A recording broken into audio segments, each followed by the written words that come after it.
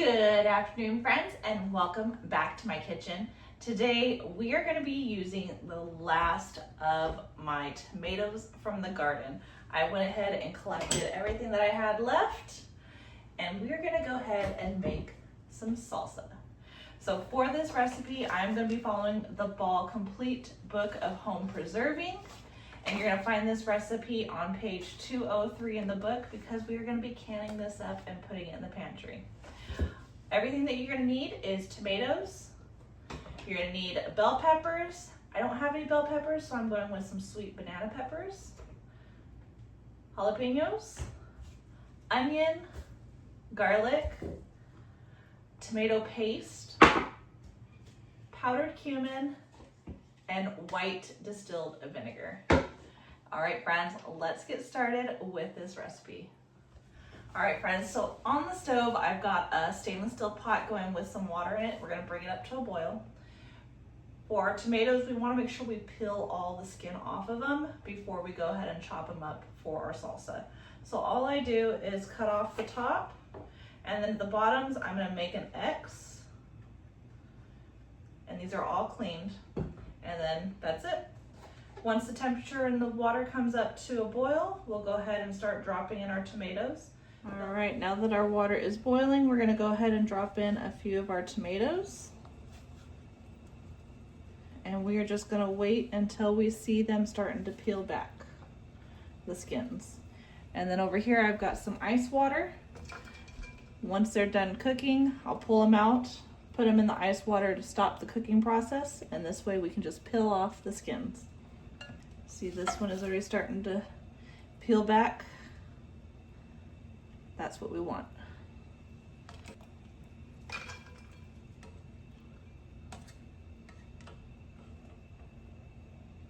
All right, so now we're gonna go ahead and chop up our tomatoes, and we're just gonna dice them however you want, whether you want them thick, thin, doesn't really matter. Just get them diced up and then put them into your stainless steel pot. All right, friends, so now that our tomatoes are all done, we can get started on our peppers. So I am gonna be doing sweet banana peppers because I don't have any of the green bell peppers. And then these look just like jalapenos, but they're jalapenos because they are not spicy. So I'm gonna add quite a few of these in there. And then I do have some spicy jalapenos. And I'll probably only add a couple because Hubby and I are not fans of super spicy, but we do like a little bit, just a kick. So we'll add some of those in there. So let's get to chopping up our peppers.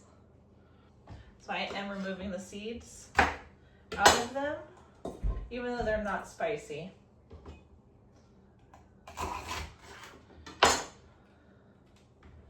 Just limit the seeds that are in my salsa. All right, so we're gonna go in with 1 cup of chopped bell pepper, or in my case, banana peppers. Now we need 2 cups of chopped onions. All right, so it calls for 8 jalapenos. We are not gonna do 8 jalapenos. I'll do 4 jalapenos and 4 of the jalapenos. And when you start to work with jalapenos, I recommend that you wear gloves. It will get on your hands, and it will burn. If you accidentally touch your face, it's gonna hurt. All right, next is our garlic. And it says 3 cloves of garlic, but I like garlic, so I'm gonna put more. All right, so I did a whole head of garlic. All right, friends, so here is everything. Last thing that we need to add is 3/4 of a cup of white distilled vinegar, half a teaspoon of ground cumin, and a 5.5 ounce can of tomato paste. All right, so now we're gonna go ahead and get this all mixed up, and we are gonna get this on the stove and bring it up to a boil. Once this comes up to a boil, we're gonna go ahead and set a timer for 30 minutes and just come through and stir it often, but we wanna reduce this so it's not so liquidy. It thickens up a little bit. All right, friends, so I've got our jars all cleaned. They're hot. We're gonna go in with some canning salt, and I'm gonna put 1/8 of a teaspoon in each of these jars. And that's optional. You do not have to add salt to yours. And then we're gonna go ahead and put on our funnel here, and we're gonna start ladling in our salsa to our jars. You wanna make sure you have a towel down because these jars are gonna be hot and you don't want to shock them and break them with your cold countertops.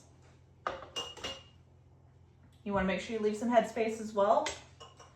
And we're just gonna keep filling them up. All right, got just about 7 jars of salsa here. All right, so now we're gonna put some vinegar and a clean towel, and we're gonna clean the rims of our jars. If you don't clean those off, any food that's left on there will prevent your jars from sealing properly. So you wanna make sure you clean those. Going with our lids and our rings, finger tight.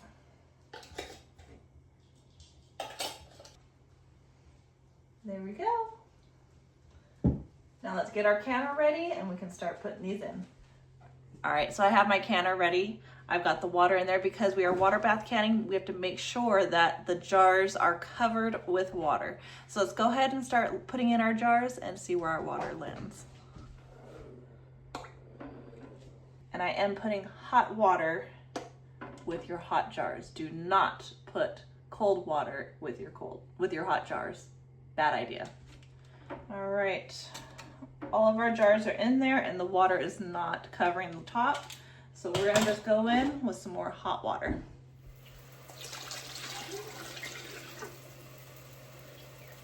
All right, so now our jars are completely covered with water. We're gonna go ahead and put on our lid.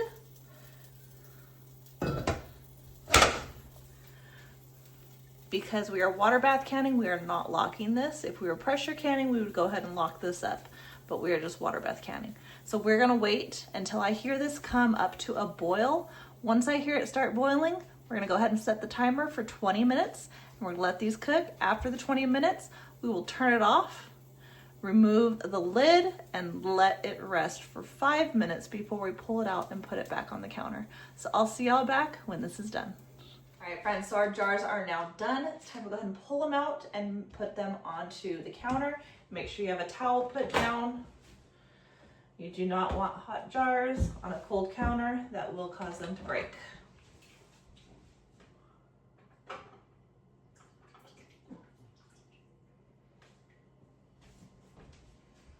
Look at how good they look.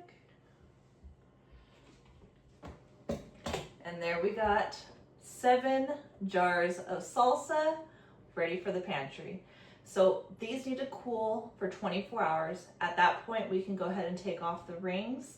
You want to make sure that your jars are sealed. By doing that, once you remove the rings, you can pull on the lid. If it doesn't pull off, then they are sealed. Also, the bubbles on them, press on it. If it doesn't come bounce back, it is sealed. They can safely go into your pantry at that point. Make sure you label them and date them, and they're good to go. So friends, I hope you enjoyed this recipe. Let me know in the comments what your favorite salsa is. And until next time, don't forget to like, subscribe, share with your friends and family. As always, I hope all is well and have a blessed day.